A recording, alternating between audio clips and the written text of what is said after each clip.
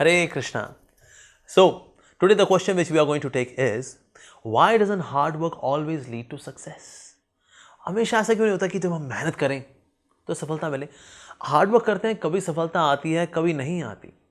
लेकिन ऐसा क्यों नहीं होता कि हम जितना ज़्यादा प्रयास करें बस उतनी ज़्यादा सफलता? लेकिन अक्सर ऐसा होता नहीं है, और इसलिए आजकल एक बड़ा फेमस फिनोमिना है law of attraction. Law of attraction क्या है कि यदि किसी चीज़ को बड़ी शिद्दत से चाहते हैं तो सारी कायनात ये षड्यंत्र रचती है कि आपको इस चीज़ से मिला दे। ओह गॉड, ओम शांति ओम। तो क्या ऐसा होता है कि जिस चीज़ को हम बड़ी शिद्दत से चाहते हैं, जिस चीज़ को चाहते हैं या किसी व्यक्ति को चाहते हैं, तो सारी कायनात जो है ये षड्यंत्र रचती है कि हमें उस चीज़ से मिला दे, क्योंकि इतनी शिद्दत थी, इतनी मोहब्बत थी, इतना आकर्षण था, लॉ ऑफ अट्रैक्शन।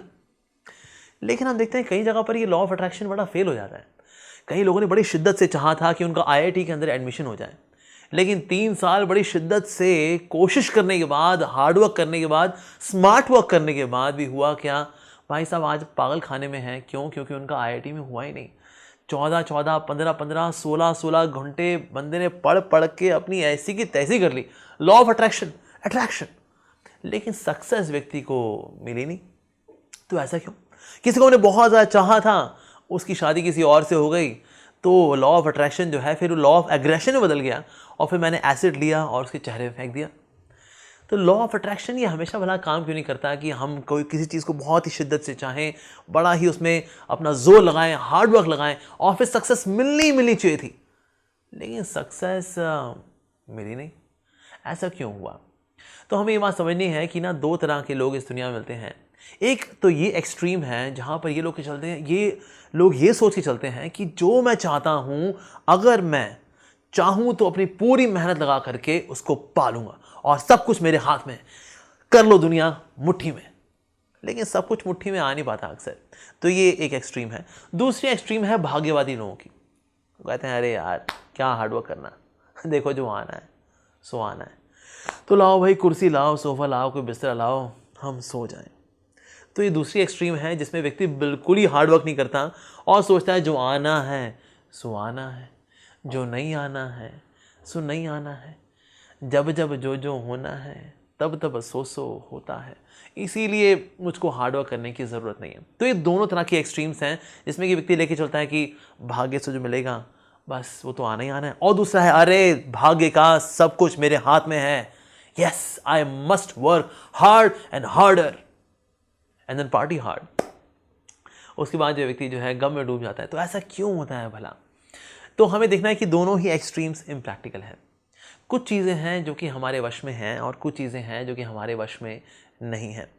तो इसीलिए यहाँ पर बात आती है अ बैलेंस बिटवीन और connection between destiny and hard work, choices and free will. तो क्या सब कुछ फ्री विल है, सब कुछ चॉइसेस हैं हमारे पास, हर चीज़ का चुनाव करने की हमारे पास आज़ादी है, या फिर डेस्टिनी है यानी कि सब चीज़ें फिक्स हैं? देखिए कुछ चीज़ें फिक्स हैं और कुछ चीज़ें फिक्स नहीं भी हैं। तो इसलिए life is a blend of both. जैसे कि अभी मैं जो एक्सपीरियंस कर रहा हूँ ये मेरी डेस्टिनी है, चाहे वो मेरी हेल्थ हो, चाहे वो मेरी मेंटल हेल्थ हो, चाहे वो मेरा एनवायरनमेंट हो। Now this comprises my destiny, कि भाई ऐसी स्थिति में आना, इस हेल्थ में होना, ये मेरी डेस्टिनी है। लेकिन इस डेस्टिनी को एक्सपीरियंस करते हुए मैं जो चॉइसेस करता हूँ, ये चॉइसेस बनाती हैं मेरे फ्यूचर की डेस्टिनी। अब ये जो मेरी फ्यूचर की डेस्टिनी में मैं जब जाऊँगा, उस डेस्टिनी में मैं जो चॉइसेस करूँगा, उन चॉइसेस से बन जाएगी मेरे और फ्यूचर की डेस्टिनी। और उस डेस्टिनी को जैसे मैं एक्सपीरियंस करूँगा, उसको एक्सपीरियंस करते हुए मैं जो चॉइसेस करूँगा, उससे बनेगी फर्दर मेरे आगे की डेस्टिनी। इस तरह से हमारी चॉइसेस और हमारी डेस्टिनी ये दोनों पैरेलली चलते हैं।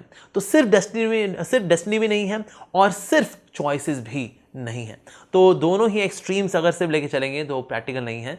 हमारे life is a blend of both, यानी कि इसमें डेस्टिनी भी है और इसमें हार्डवर्क भी है, चॉइसेस भी हैं। तो जो इस बात को समझता है वो लाइफ में प्रैक्टिकली जी पाता है और जीवन में सही चुनाव कर पाता है, और इस बात का भी चुनाव कर पाता है, इस बात की बुद्धि भी रख पाता है कि क्या चीज़ मेरे चुनाव में है, क्या चीज़ मेरे चुनाव में नहीं है। तो इसीलिए अक्सर ऐसा होता है कि जब हम बहुत कोशिश करते हैं उसके बाद भी जब हमें सक्सेस नहीं मिलती, तो हमें ये समझना चाहिए कि वो मेरी फ़िलहाल डेस्टिनी में नहीं था। लेकिन हाँ, लॉ ऑफ अट्रैक्शन के पहले या लॉ ऑफ अट्रैक्शन के ऊपर एक और लॉ भी है, उसको बोलते हैं लॉ ऑफ लव। और लॉ ऑफ लव मिलता है भगवान के भक्तों में। Those who are devotees of the supreme Lord, they are driven by the law of love.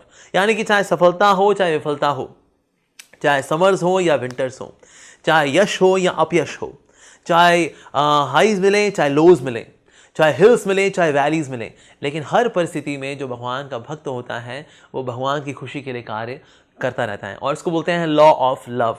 और ऐसी स्थिति में चाहे कायनात षड्यंत्र रचे चाहे ना रचे, चाहे हमको फैसिलिटी मिले चाहे ना मिले, लेकिन व्यक्ति आगे बढ़ता रहता है, बढ़ता रहता है। और ये आगे बढ़ना, भगवान की खुशी के लिए कार्य करना और इस तरह से लोगों को इंस्पायर करना कि वो भी अपने जीवन को खुशियों से भर सकें भगवान के नज़दीक आकर के, भगवान के पास आकर के, this in it self is a real success.